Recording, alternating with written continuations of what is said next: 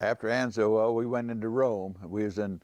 Uh, that was when I I got wounded in going into Rome. But anyhow, I was in the hospital and I got up out of the hospital because I didn't want to miss out. And my folks got a telegram that I was wounded in action, and they got a telegram that I was missing in action. And I kept writing them letters, so they were really confused. They didn't know what was going on.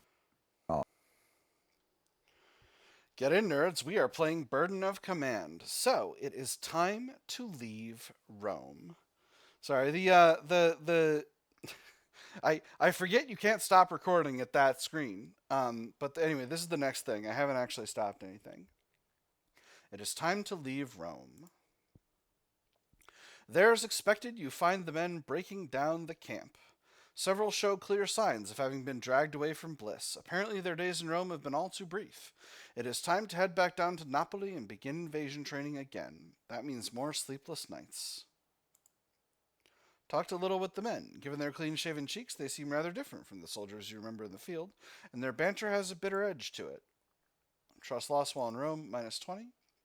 Your tent has already come down. Others will follow. Thankfully, the paperwork all sits in a single filing cabinet. Battalion has the rest, prestige plus 1. Thompson already has his first platoon wrapped up and ready. Thompson is no longer stressed. Second platoon's packs and gear are already out and ready for Rao's quick review. Rao is no longer stressed. Dearborn writes in a notebook as his men methodically police up the last of 3rd Platoon's gear. Dearborn is no longer stressed, and with the last of his mortars secured, Stern gathers his men into a brotherly huddle. Stern is no longer stressed. The trucks roll up. First Sergeant Grant organizes the squads and then platoons to fit in each. This time there's enough space for everyone. For once, the Army doesn't expect the company to walk. The men clamber onto the back of the trucks as if a week in Rome was hardly worth nothing. It'll be interesting to see how much of their field training remains intact. Training bonus, and that should satisfy a battalion's training schedule. 6 aggregate prestige gained while in Rome. That done, you climb aboard the lead vehicle and give the orders. Next stop, Napoli, and then, who knows?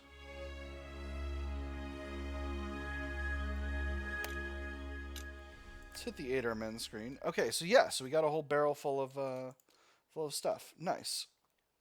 I can spend a little bit more prestige on reducing combat fatigue, and I've got quite a bit to play with. So I think I will actually do.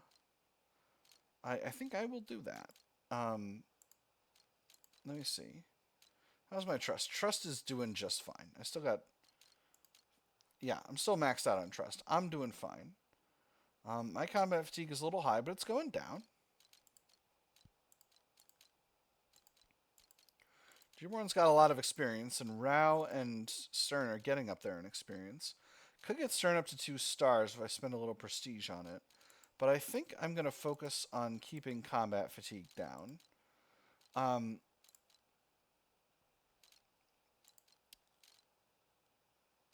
I think I'm just going to spend 1 putting that squad on R&R.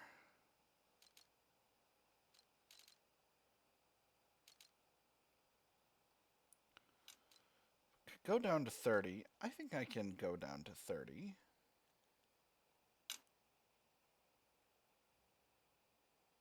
Oh.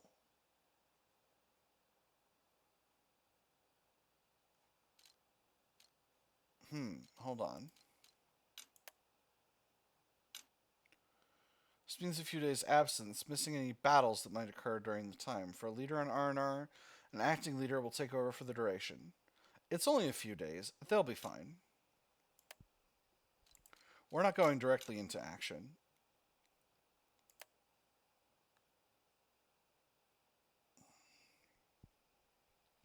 Maybe this is a mistake. It'll be fine. I'll do it.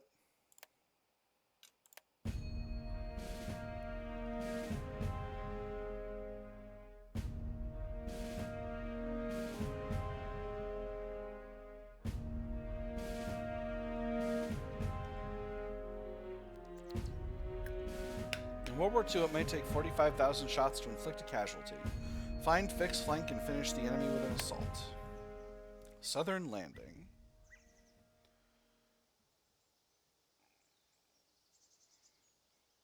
18th August, 1944, France. All right, so it was a huge. It was like 2 months later, so it won't impact those squads at all.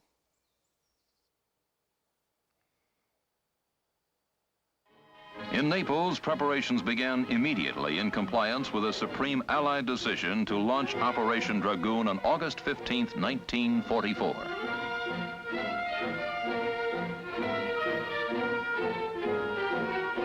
The aftermath of any command decision to prepare for an invasion is never a small operation.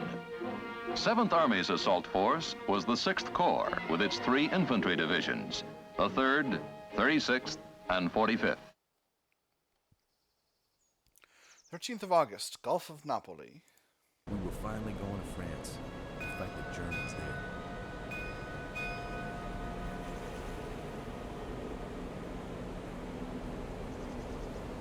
The ship thrums its usual tune beneath your boots as the Cottonbalers sail for amphibious landing number 4. Destination, the coast of southern France. The mission, Operation Dragoon.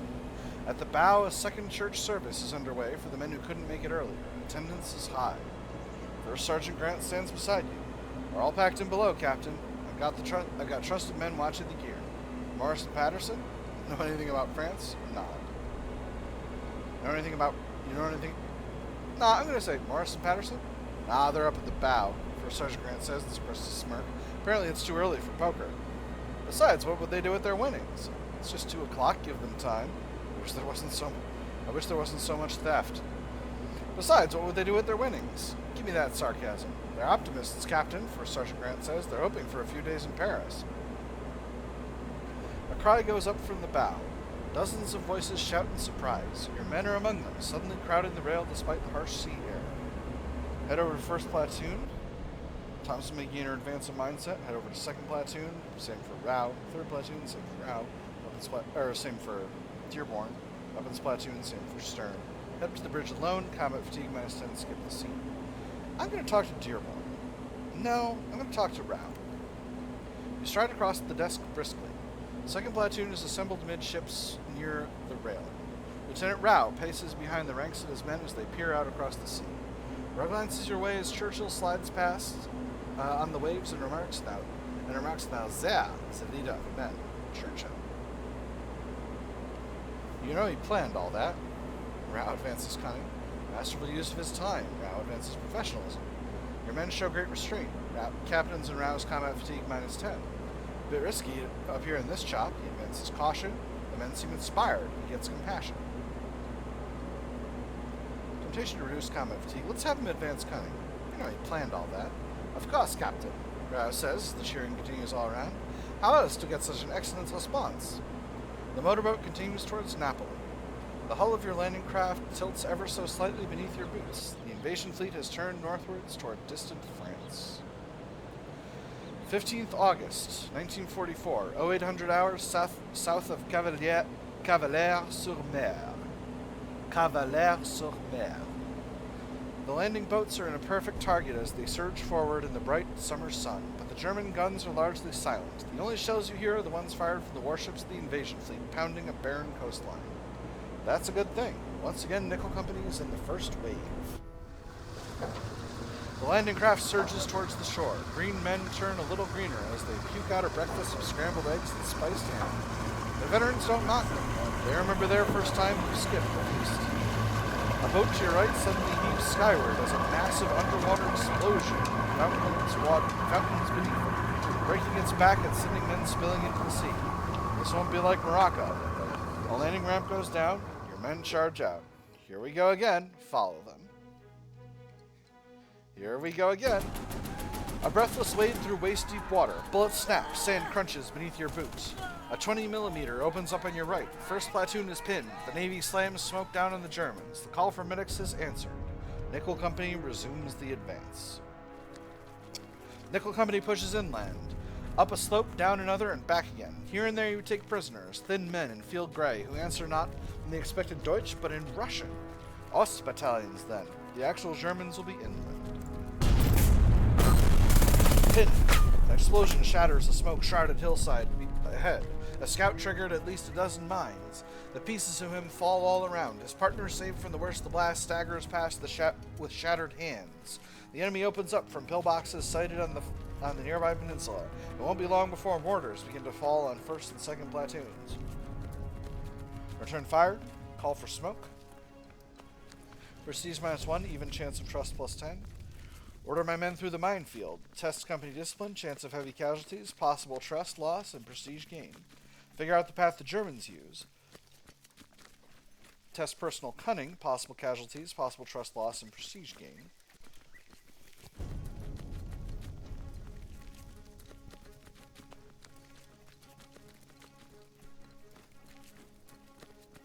I'm tempted to test cunning because I'm all full of cunning.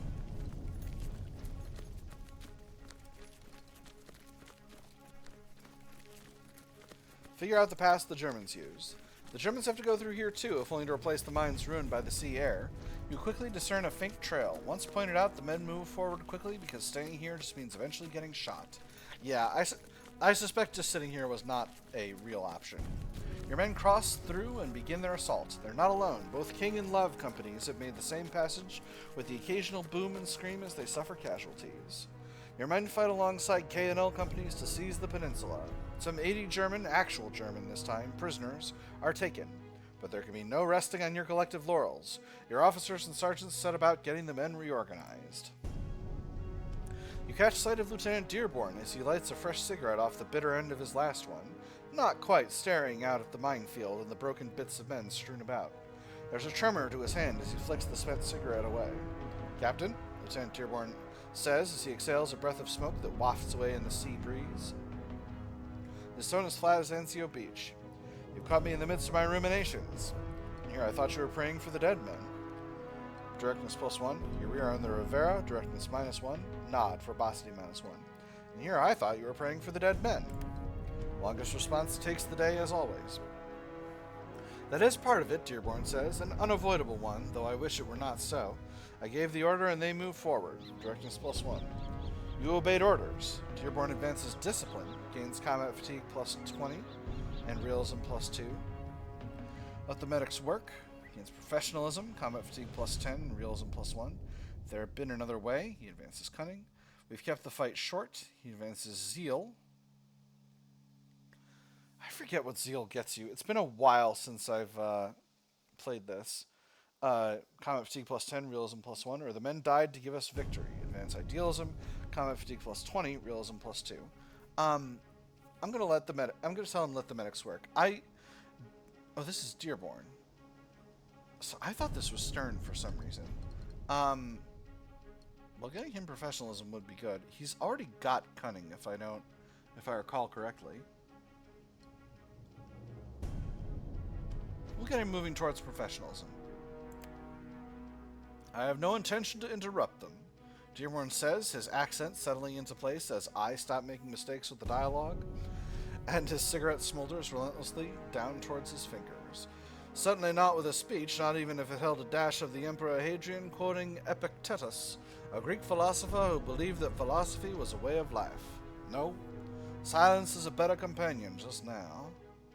Dearborn acquires professionalism, combat fatigue +10, realism +1. Nickel Company pushes inland, trotting forward for miles, even as the sun sinks under the horizon. Night falls, still you push on. The bark of rifles and cough of machine guns chatter far to your left. King Company rushes forward a few hundred yards in your flank, their assault lit by the bright glare of a star shell. Deploy to protect their flanks, trust +10. So I run out a battalion and wait for orders, trust +10, prestige +1, keep moving forward, prestige +2. I can get prestige out of this, but I'm not really hard up for prestige at this time. Deploy to protect their flanks. You deploy the men. They don't have to be told what to do. The unmistakable sound of their M1 rifles engage the enemy heavily as riflemen fan out. Then more M1s are up from several hundred yards away as yet another American company enters the fray. The fighting slackens after a few minutes. A painful wait ensues with only the occasional pop of rifle fire to break the silence. A garbled radio message arrives before midnight strikes. Corporal Sobieski thinks they said something about a German counterattack. What? No Germans? The Germans never come, sleep does.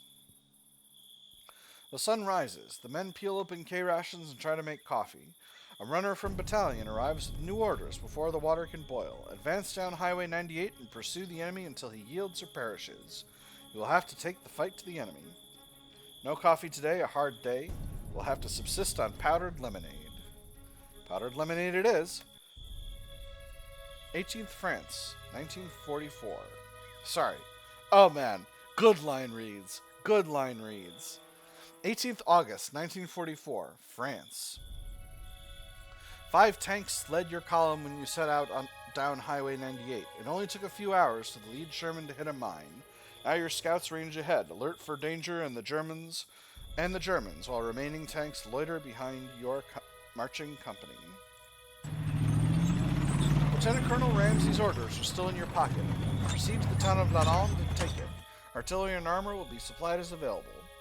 A cry jerks your attention back to the ripening field ahead, where you are shortly to deploy your men. A French farmer hurries across the ripening field, his gray clothes flapping loosely about him as he hurries between the rows. In one hand he holds a wine bottle, while the other waggles out a warning. You brought wine, you can't be trouble. Combat fatigue -10. Have the scouts intercept him, prestige +1. Fire a few warning shots, trust +15. You brought wine, you can't be trouble. The farmer hurries past first platoon scouts and barely pauses for breath. Le Boche, he exclaims, just ahead. That's why we're here. That's why we're here. Sarcasm +1. Of course there are. Timely warning. Motion for him to continue. That's why we're here. Très bien. But they are close, the farmer says, as he gestures toward the town to clarify things. The Germans have blocked the road just around the bend. Many guns. I really can't do a French accent. Sorry. Not this time. A standard delaying tactic, Captain, Lieutenant Rao says as he brings second platoon forward. It's an attempt to provoke an engagement, hold us up for perhaps an hour, inflict casualties, then retreat to the next prepared position. Then let us endeavor to disappoint them, Lieutenant Dearborn says as third platoon deploys in the flank. The farmer gives a slow nod, eyeing Rao warily, no doubt because of his German accent. What's your name, mon ami? Why'd you bring the bottle? Have the farmer mark the German positions on my map, see the map, deploy my company for battle. What's your name, mon ami? Lucien Deschamps, Capitaine. Capitaine, the farmer says. It has been a pleasure to make your acquaintance. I would invite you to lunch. The shrug he gives is very French. I'll have him mark the German positions on the map. Okay. They're here at this point. I'm going to let this go for a second so that I can have it in the footage. This is going to be probably my last episode of the recording session because it's been a long session. The Frenchman stabs a finger down at the crossroads just ahead. There, many there, some hidden deep in the trees. It's about where you expect the crowd's going to be. Yeah, no, French accent not working. It's not working today. If you just put French up here, I'd be able to read it, but not this. What town is this? Why'd you bring the bottle? Deploy my men for battle. I mean, I know why he brought the bottle. What town is this? La Londe, Lucien says. La Londe-les-Meurs, a commune in the Var. A commune in the Var. The war has spared us until now. At least Nickel Company is in the right place. How many Germans in the town? 100, but only half are soldiers. The others packing their mistresses, Lucien explains the disgusted sneer, taking what they haven't already stolen. Why'd you bring the bottle? So the Germans wouldn't shoot me, Lucien says. A Frenchman with a bottle wishes to celebrate, not warn. It is hard to argue that point, what with him not being shot.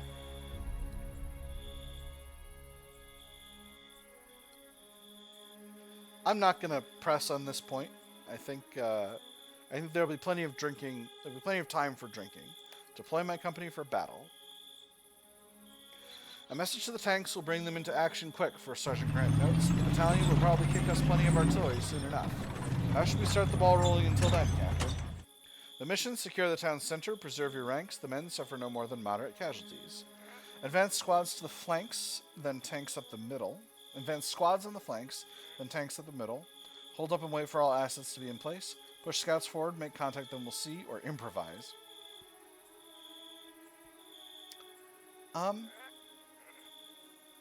Squads on the flanks, tanks up the middle. Even an MG-42 can't take out a Sherman, First Sergeant Grant says, and once those guns are pinned, our men swoop in. Alright, I think that affected my deployment, so let's see what we've got here. Alright, there's the German intersection. Ooh, that looks like an artillery piece. That looks like a real artillery piece. Alright. We have 25 turns. The battlefield is large. Liberate the town. Hit the Germans until they begin to withdraw, then mop them up. Major objective. Capture at least one objective. So minor defeat, at least one objective. Draw 2 objectives. Minor, 2 objectives and one of the ones labeled required. And then major, at least 4 objectives. So this one's required. Alright. So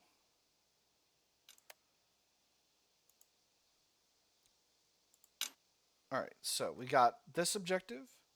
So we need 4 objectives total. Yeah. To get a major victory. This is 1. And then our other 3 objectives are here, here, and here. We've got a lot of ground to cover. Obviously, this artillery piece has coverage virtually entirely up this road and of some of this territory over here. So that's interesting. Just let me double check. Yep, we've got all our squads so that the R&R didn't impact anything. So we should be good to go. That having been said, that is all we've got time for this episode, my nerds. We will get started with the battle at the beginning of the next session. This might end up being a slightly shorter episode. I'm not sure, but I am really tired. We've had a couple of long episodes the last 2, so I'm sure none of y'all will mind. So, I have had fun, my nerds. I hope all you have had fun. I'm still having a blast with Burden of Command. I will see y'all on the other side.